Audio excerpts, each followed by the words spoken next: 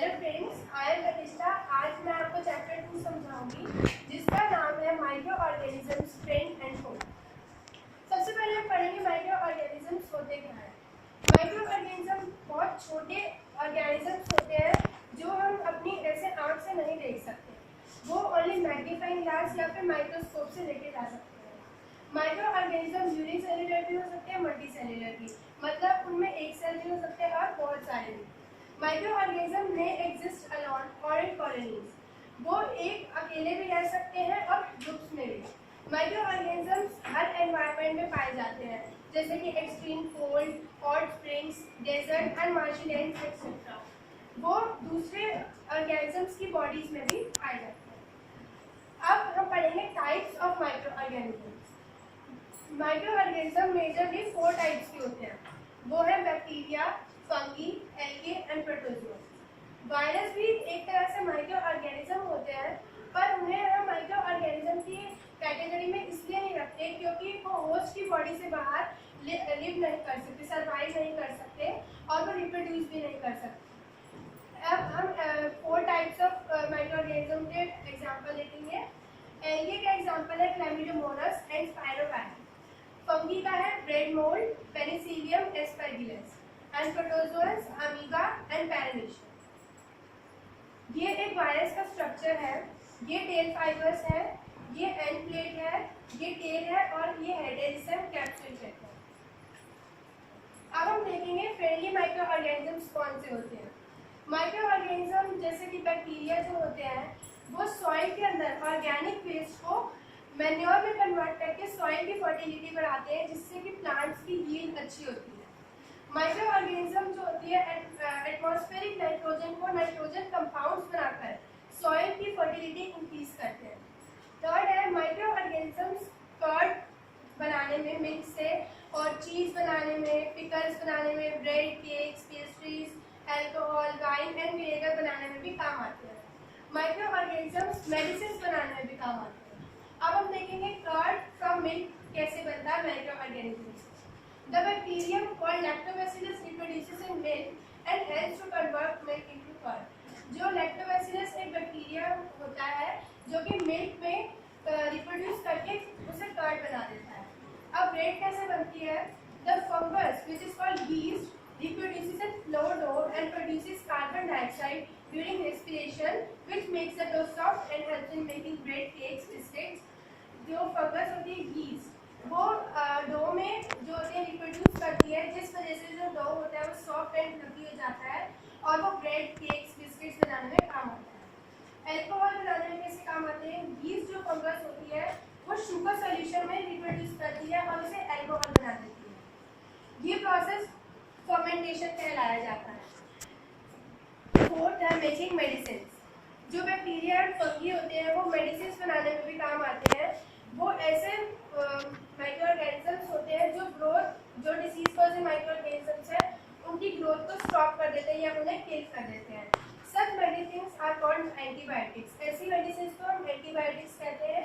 इनके एग्जांपल है streptomycin, tetracycline and erythromycin. Vaccines are dead और weaker microbes introduced into the body produced antibiotics.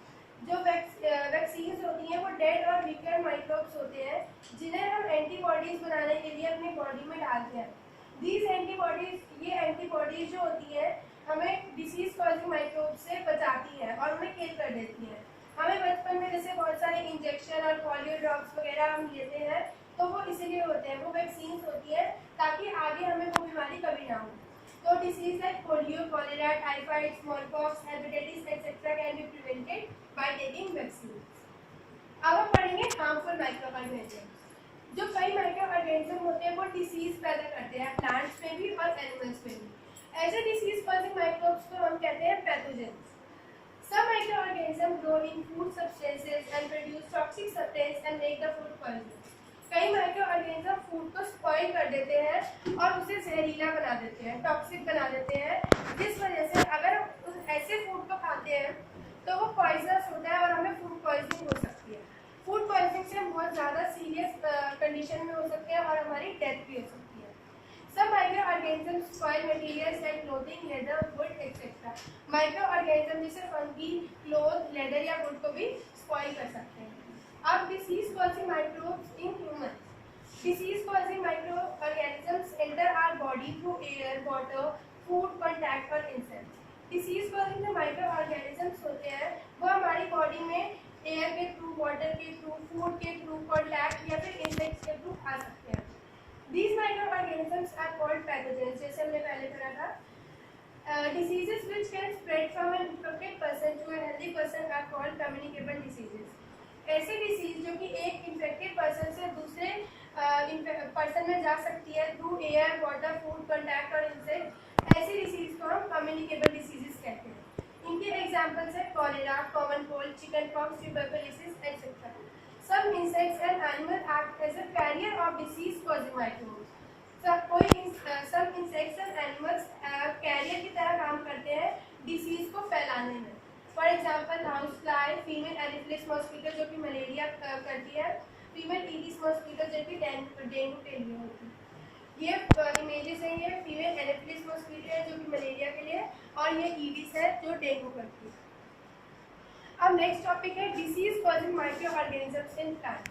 पहले हमने humans पे पढ़ा, अब हम प्लांट्स पे पढ़ेंगे। माइक्रोऑर्गेनिजम्स डिसीजेस प्लांट्स में पैदा करते हैं, जैसे राइस के प्लांट में, वीट के प्लांट में, potato, sugarcane, Apple, orange etcetera, जैसे कि आप यहाँ पे देख सकते हैं। These diseases reduce crop yield, वो फसल को खराब कर देते हैं। They can be controlled by using chemicals which kill the microbes. इन्हें हम कंट्रोल कर सकते हैं केमिकल स्प्रे करके, और जिससे वो माइक्रोब्स जो होते हैं, डिसीज कॉजिंग माइक्रोब्स, वो मर जाते हैं। ये टेबल है जिससे पता चलता है कि ह्यूमन डिसीज कौन से माइक्रो ऑर्गेनिज्म से होती है और उसका मोड ऑफ ट्रांसमिशन क्या है। जैसे कि chicken pox, polio, measles and hepatitis B virus से होता है, ट्यूबरकुलोसिस, टाइफाइड, कॉलेरा बैक्टीरिया से होता है, और मलेरिया प्रोटोजोआ से होता है। ये है प्लांट डिसीजेस, जो कि है सिट्रस कैंकर, और ये बैक्टीरिया से होता है। डस्ट ऑफ वीट, ये फंगी से होता है। येलो मस्टेक ऑफ कोकरा, लेडी फिंगर, ये वायरस से होता है। Next topic is food preservation. Food is spoiled bye microorganism. जब माइक्रोऑर्गेनिजम्स हमारे फूड को खराब कर देते हैं तो हम उस खराब होने से उसे कैसे बचाएं, इसमें ये बताया गया है। Spoiled food has bad order and bad taste and causes food poisoning. जो खराब फूड होता है, हम जैसे उसमें स्मेल आने लग जाती है और उसका टेस्ट भी थोड़ा चेंज हो जाता है और खराब हो जाता है। फूड जो होता है वो फूड को हम प्रिजर्व कर सकते हैं माइक्रो ऑर्गेनिज्म से, उसे प्रोटेक्ट करके। Food can be preserve by different methods. यहाँ पे हमने मेथड्स लिखे हुए हैं जो कि माइक्रो ऑर्गेनिज्म जिससे हम फूड प्रिजर्व कर सकते हैं। First is chemical method. जैसे फूड जो पिकल जैसे होते हैं, जब उन्हें बनाते हैं तो उसमें सॉल्ट और ऑयल्स डाले जाते हैं, और जो jams and jellies and species होती है उन्हें sodium benzoate and sodium metabisulphite डाल के उसे प्रिजर्व किया जाता है। इन केमिकल्स को हम प्रिजर्वेटिव्स कहते हैं। Second is by using common salt. Common salt लगाकर हम फूड आइटम्स को प्रिजर्व कर सकते हैं, जैसे कि फिश, मीट, आंवला, raw mangoes, tamarind etcetera. Third is by using sugar. हम शुगर डालकर भी उसे प्रिजर्व कर सकते हैं, जैसे कि जैम्स, जेलीज, स्क्वैशेस, इसमें हम शुगर डाल के उन्हें डिसीज कॉजिंग माइक्रोब से बचा सकते हैं। By using oil and vinegar. Food items like pickles, vegetables, fish, meat, etc. are preserved by using oil and vinegar. उसमें हम ऑयल और विनेगर डाल के उन्हें प्रिजर्व कर सकते हैं। Next is by heat and cold treatment. हम जैसे दूध को अगर गर्म कर देते हैं तो वो खराब नहीं होता। कई सब्जियों को और हम फ्रिज में रख देते हैं, उसे लो टेम्परेचर पे स्टोर करते हैं, इस वजह से वो खराब नहीं होता।